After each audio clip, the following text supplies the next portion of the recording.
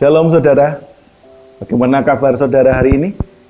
Saya berharap saudara dalam keadaan yang baik-baik, penuh dengan semangat untuk menjalani kegiatan dan aktivitas walaupun harus di rumah saja. Dan bersama dengan saudara saat ini untuk menemani pagi saudara, mari bersama kita menghayati sapaan firman Tuhan. Dan dalam edisi saat ini kita akan merenungkan firman Tuhan yang diambilkan dari 1 Timotius 4 ayatnya yang ke-12 sampai dengan yang ke-16.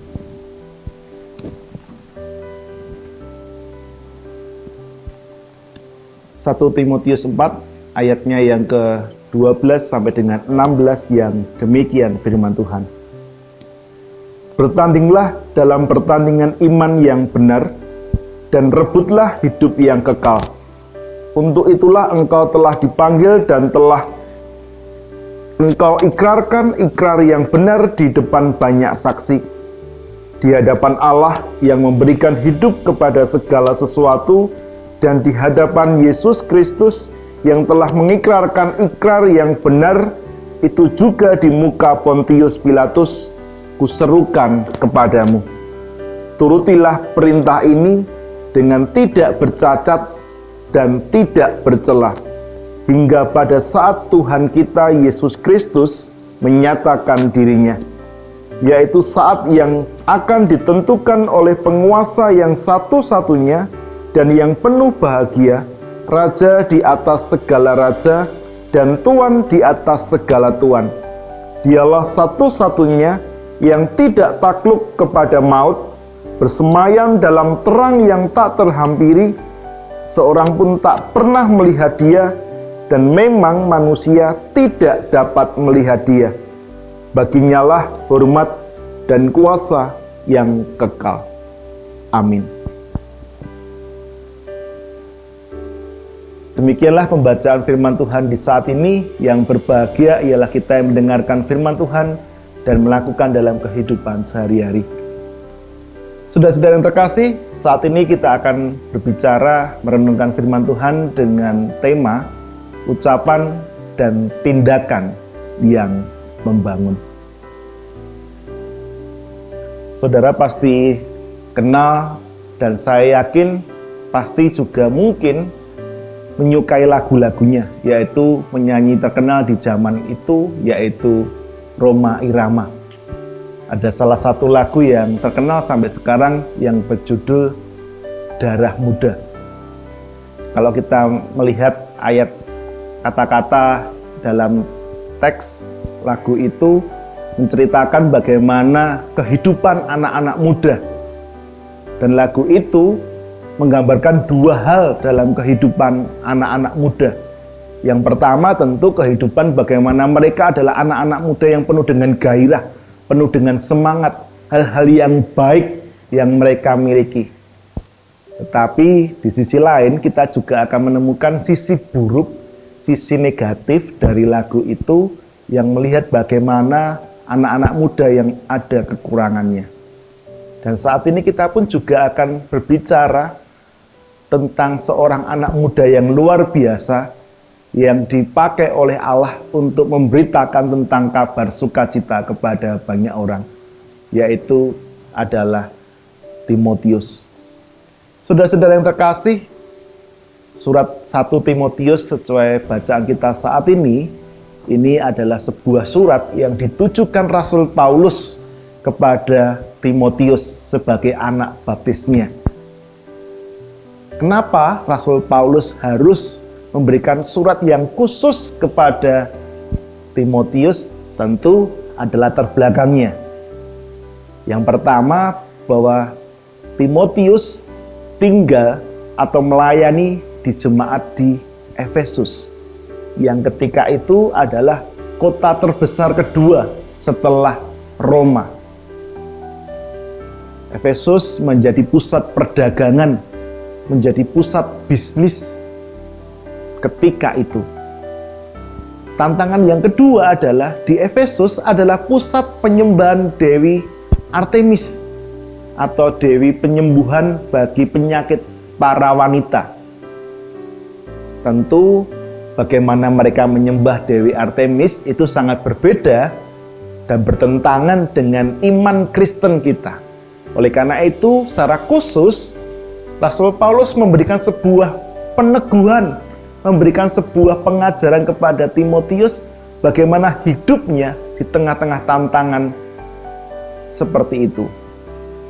Yang ketiga, kenapa Rasul Paulus kemudian memberikan surat yang khusus kepada Timotius? Karena secara usia, Timotius usianya masih sangat muda.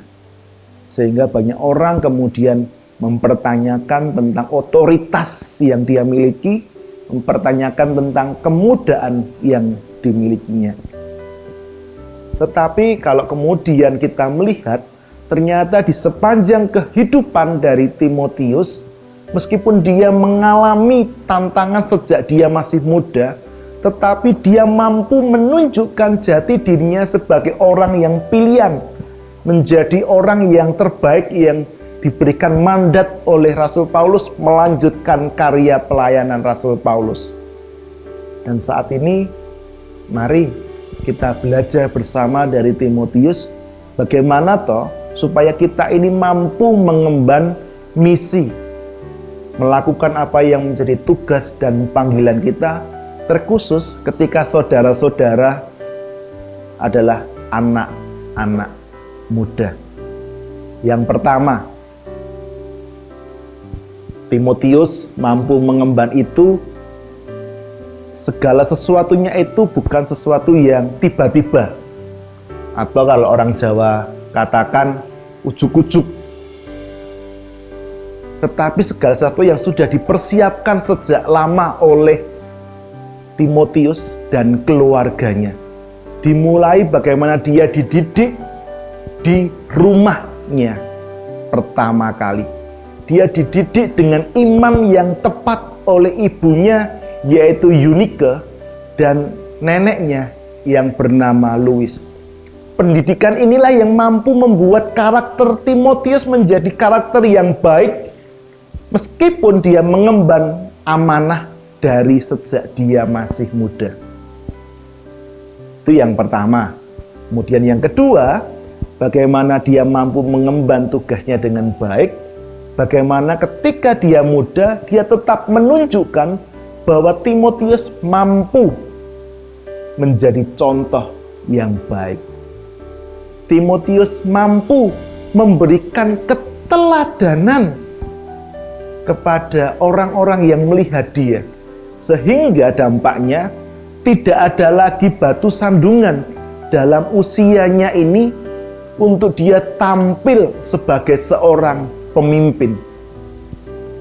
Oleh karena itu, ketika ada orang yang nyinyir, ada orang yang mengatakan, kalau dalam bahasa lain, lambe turah kepada saudara dalam berpelayanan, maka tunjukkanlah kemampuan diri saudara mampu menjadi teladan yang baik bagi orang lain.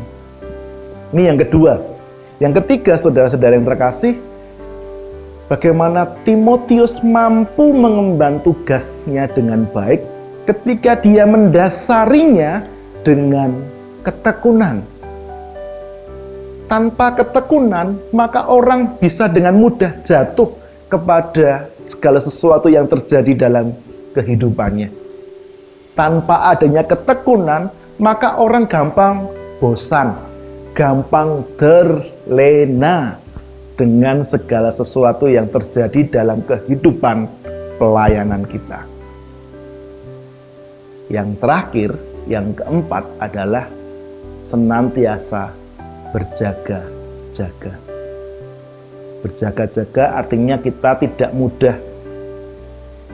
Ketika ada sesuatu yang nyaman, kita hidup dalam zona nyaman kita terus-menerus. Tetapi kita mau belajar terus-menerus bagaimana kita menjadi pribadi yang lebih baik lagi. Kita mempersiapkan diri menjadi pribadi yang lebih baik dari kita yang hidup di masa lalu.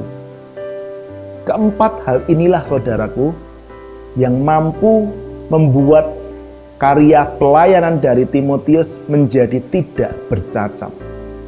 Keempat hal inilah yang mampu dilakukan oleh Timotius sehingga dia kemudian mampu menjadi pemimpin umat yang tangguh terhadap segala tantangan kehidupan yang dia harus hadapi.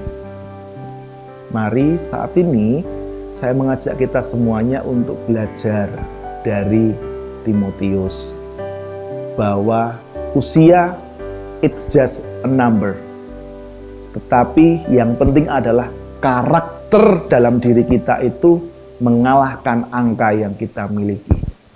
Maka tunjukkanlah kemampuan kita diiringi dengan bagaimana kita senantiasa bertekun, berjaga-jaga, maka karya pelayanan kita boleh memberikan hasil yang positif. Selamat meneladani Timotius. Tuhan memberkati saudara. Mari kita mengakhirinya dengan berdoa.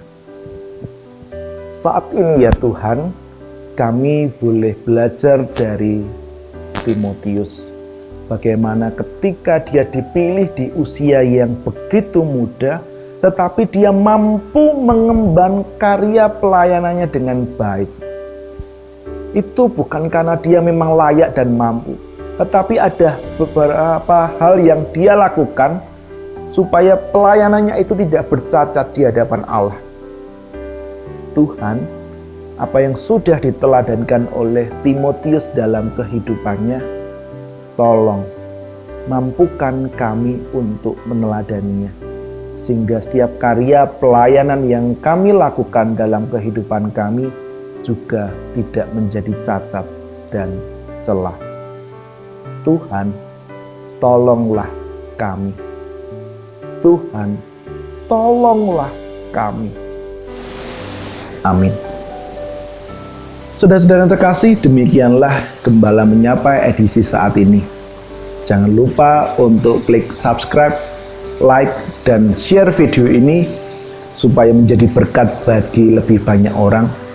Dan Tuhan memberkati saudara dalam setiap karya dan pelayanannya. Amin.